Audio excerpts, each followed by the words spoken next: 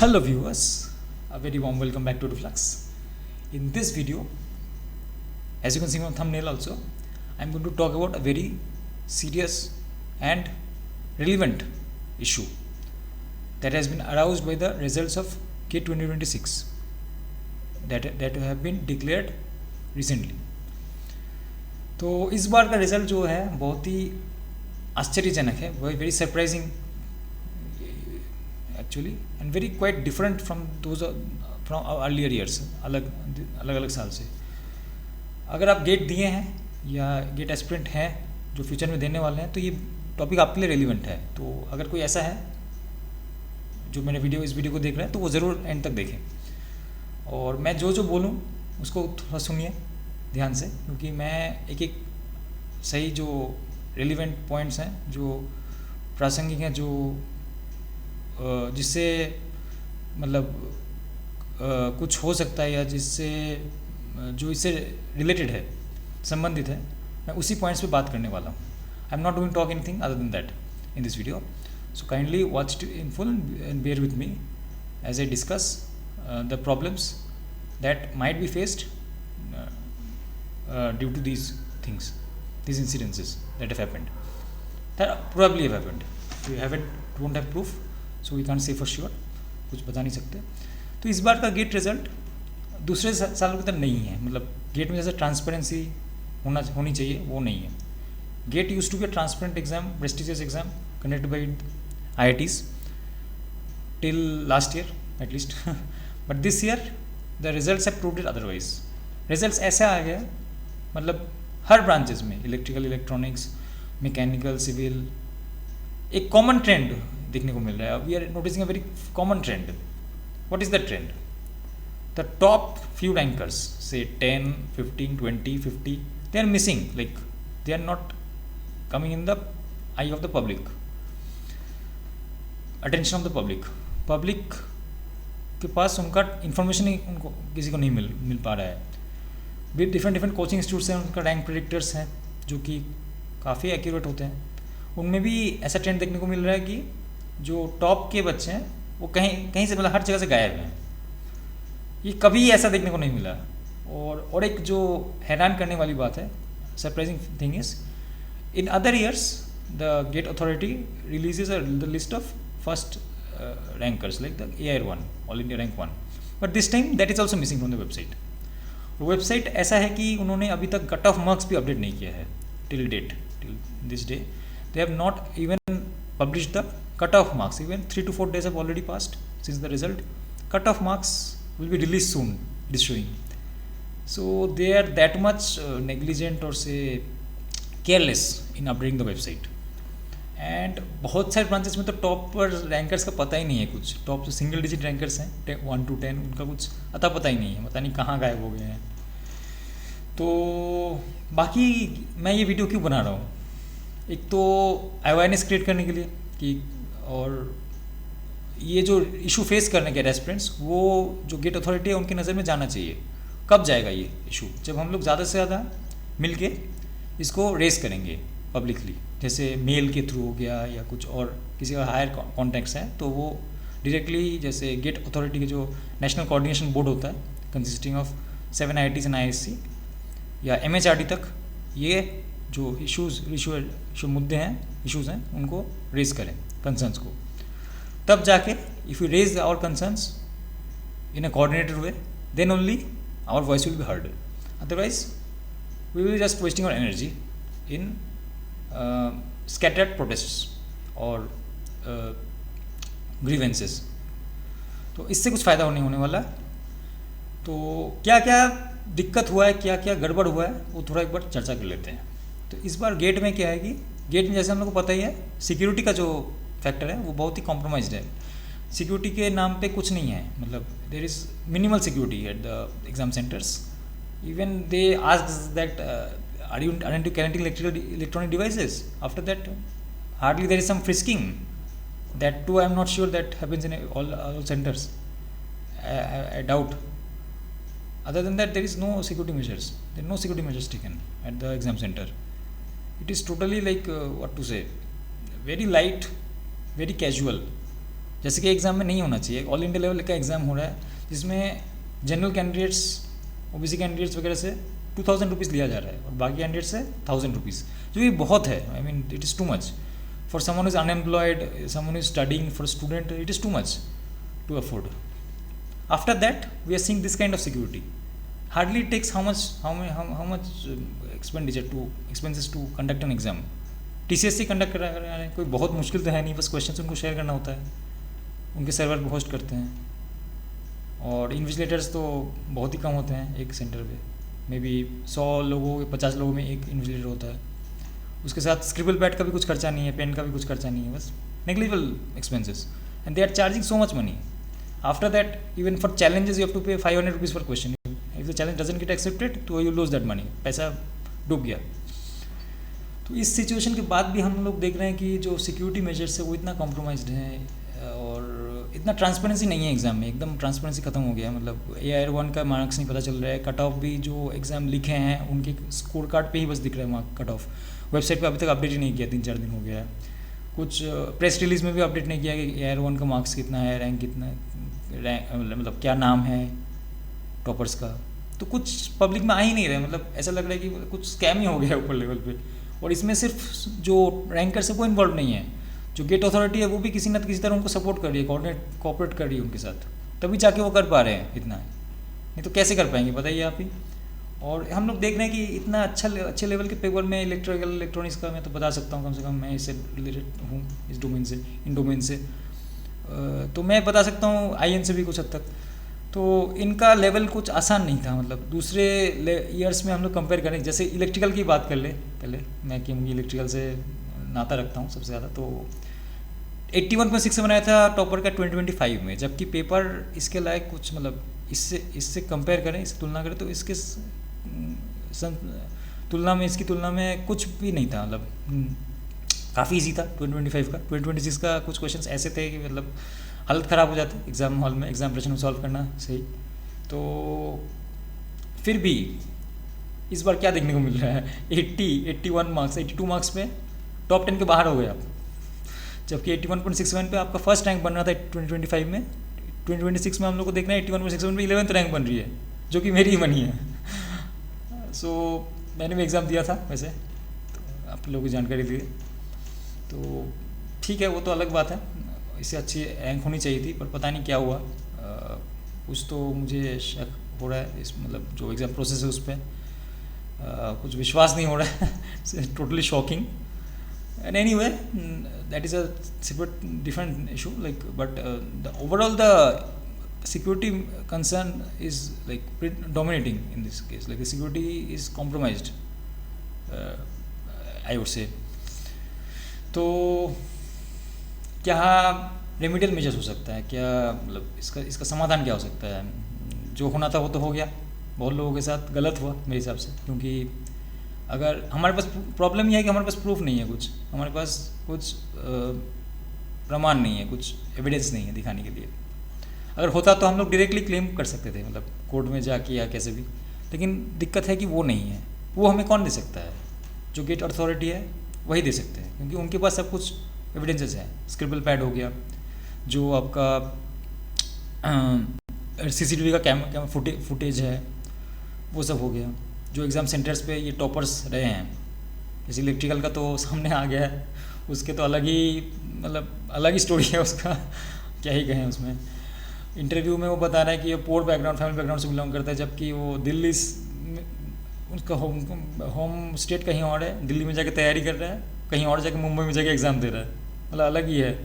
इतना पैसा है फिर भी फैमिली स्टोरी सुना रहा है, इतना गरीबी दिखा रहा है, अपना poverty, he sharing poverty, poor family background and family story. Like is making things emotional, making others emotionally is like fooling people like that through the interview. And the questions he has made mistakes in, as far as I came to know from social media and some videos, that easy questions, Thevenin's equivalent circuit, VTH RTH thing, and gates, digital logic gates, one aptitude question, all those are pretty easy questions. मतलब उसमें गलती तो कोई अगर अच्छे से solve करता है, टॉपर, वो भी टॉपर ये सब में गलती नहीं करेगा कम से कम. और जो टफ क्वेश्चन, इतने टफ क्वेश्चन थे वो सॉल्व हो गए, सही सॉल्व हो गए सारे. NAT में किसी में गलती नहीं हुआ, NAT न्यूमेरिकल आंसर टाइप सारे सही सही कर दिया हूँ। तो कैसे कर पा रहा है ये, मतलब कुछ तो होगा। और उसके बैकग्राउंड भी कोई चेक करने जाए वो तो कमेंट्स वैसे आ रहे हैं, तो वो एजुकेशनली एकेडमिकली वो बहुत ब्राइट नहीं था। He was not an exceptional bright student, he was moderate to average, not that good. Like, okay, he might have got CGPA or average CGPA, but he was not an exceptional student. Or getting 92 marks in this kind of paper in electrical is like being extraordinary, which he was not in his college time. And other than that, he has not appeared in any test series. He has taken some course of some institute to claiming to, and ultimately like suddenly he has come out. He was hiding somewhere from what these days, कहीं छुप के बैठा था, अचानक से आ गया है limelight में, क्योंकि अभी तो आने से अभी तो पैसा मिलेगा ना, पैसा तो बनाना पड़ेगा ना जिसके लिए एग्ज़ाम दिया। और बाकी AI 2, 3, 4, 5, 6, 7, 8, 10 का कुछ अता पता है नहीं। AI 11 तो मैं ही हूँ, जैसे मैंने बताया, इलेक्ट्रिकल में 81.67 मार्क्स पे। और इलेक्ट्रॉनिक्स में भी ऐसा है, जो AI 4 है वो काफ़ी एक्सेप्शनल स्टूडेंट है, पहले AI 1 आ चुका है उनका, और 1, 2, 3 तो गायब ही हैं। IN तो छोड़ दीजिए, उसमें उनका AI 1 है। बाकी जो कोर ब्रांचेस हैं, सर्किट ब्रांचेस हैं, इलेक्ट्रिकल, इलेक्ट्रॉनिक्स, IN, या जैसे मैकेनिकल सिविल हो गया, ये सब ब्रांचेस में भी जो टॉपर्स हैं एकदम 1, 2, 3 या टॉप 10 में भी बहुत ही कम देखने को मिल रहा है, और टॉपर्स तो एकदम गायब ही हैं। तो अगर ठीक है, एक आध ब्रांच में हम लोग मान लेते हैं कि इलेक्ट्रिकल में एक्सेप्शनल कैंडिडेट्स निकल आए हैं, वो भी तो नहीं हो, मतलब होने का चांसेस कम ही है जितना लग रहा है। जैसे मतलब सुनने को मिल रहा है और जैसे ऐसा फैक्ट्स हमें मिल रहा है, उससे तो ऐसा लग नहीं रहा है कि ऐसा भी हुआ है। मतलब चीटिंग का ही जो चांसेस है, जो पॉसिबिलिटीज़ हैं, संभावना है, वही ज़्यादा लग रहा है। लेकिन फिर भी मान लेते हैं एक बार कि इलेक्ट्रिकल में सपोज एक्सेप्शनली कोई 92 ला रहा है, इलेक्ट्रॉनिक्स में एक्सेप्शनल 95 ला रहे हैं इस तरह के पेपर में, ठीक है मान लिया। तो बाकी ब्रांचेस में, सिविल में, मैकेनिकल में, हर ब्रांच में तो लोग इतने मार्क्स नहीं ला देंगे ना। अब क्या हो गया, हर ब्रांच का पेपर तो इतना ईजी नहीं आ गया ना अचानक। इस साल क्या हो गया, मतलब मैंने इलेक्ट्रिकल, इलेक्ट्रॉनिक्स, IN का पेपर देखा है, इतना भी आसान नहीं था कि लोग 90+ ला दे एग्जाम प्रेशन में, गेट के एग्जाम प्रेशन में। तो मुझे लगता है कुछ ना कुछ तो गड़बड़ है। मतलब आइदर गेट अथॉरिटी भी इनको सपोर्ट कर रहे हैं या कोऑपरेट कर रहे हैं इनके साथ, और स्कैम या चीटिंग तो हुआ है कुछ अच्छे लेवल पे। भले हमारे पास we don't have solid evidence of proof of that नहीं है, जो कि हमें इकट्ठा करना है, हमारा मतलब रिस्पॉन्सिबिलिटी बनता है, इट इज़ हमारा दायित्व, उत्तरदायित्व बनता है ये चीज़ का। तो as a student community and also from educators, like it is my appeal to stand together, stand in solidarity and in a coordinated way approach the gate authority for justification and transparency। first of all transparency बहुत ज़रूरी है। Transparency इस तरह की transparency कि आप AI 1 का marks, name, सब कुछ मीडिया में, सोशल मीडिया या फिर पब्लिक या प्रेस को रिलीज़ करें, ऐसे छुपा के मत रखिए। कट ऑफ मार्क्स भी वेबसाइट पर पब्लिकली नहीं आए अब तक, तो ये बहुत बड़ा फैक्टर है। इतना दिन हो गया, 4-5 दिन हो गया अभी रिजल्ट आने के बाद। उसके अलावा मैं ये सब बात क्यों कह रहा हूँ, मतलब क्या फ़ायदा होगा मुझे ये सब कह के। एक तो कुछ लोग तो वॉच टाइम बढ़ाने के लिए बोल रहे हैं या पब्लिसिटी के लिए, लेकिन मैं उसके लिए नहीं बोल रहा हूँ। और इसलिए भी नहीं बोल रहा कि मैं जो रैंक मेरा आना चाहिए तो वो नहीं आया, ये भी रीज़न नहीं है। तो रीज़न मेरा क्या है, रीज़न ये है कि गेट जो अभी तक ट्रांसपेरेंट एग्जाम हुआ करता है, used to be transparent and fair exam, that process should be re-established. And also those who have appeared for this exam this time 2026 में, उनके साथ भी जस्टिस होना चाहिए। They also should get justice because they have also worked hard for the exam and because of some scammers और cheaters they should not suffer. उनका GATE score या जो मार्क्स है, उनका रैंक भी तो सफ़र हो गया है। सबसे ज़्यादा ज़रूरी जो सफ़र हुआ है इसमें वो है गेट स्कोर, जिससे MTech PhD का एडमिशन्स होता है IITs ISC में, तो वो बहुत इम्पैक्टेड हुआ है ये सबसे, क्योंकि टॉपर्स इतने मार्क्स ला दिए हैं। तो स्वाभाविक है, लाजमी है कि it is natural that get score is come down tremendously. बहुत ही कम हो गया गेट स्कोर। मतलब जब सपोज किसी का 800 आता तो उसका 700 720 में रुक गया या 750 तक रुक गया है, किसी का 750 आता तो उसका 700 से कम हो गया है। तो it will impact your admissions in the IITs and IISc, because ऐसा पिछले 2 साल में नहीं हुआ है, 2025 2024 में ऐसा नहीं हुआ है, 2026 में हुआ है। और आपको कंप्लीट 3 ईयर्स से करना है। गेट स्कोर 3 ईयर्स के लिए वैलिड होता है, 3 years GATE score is valid. So it will impact the candidates who are aspiring to take admission through GATE 2026 code.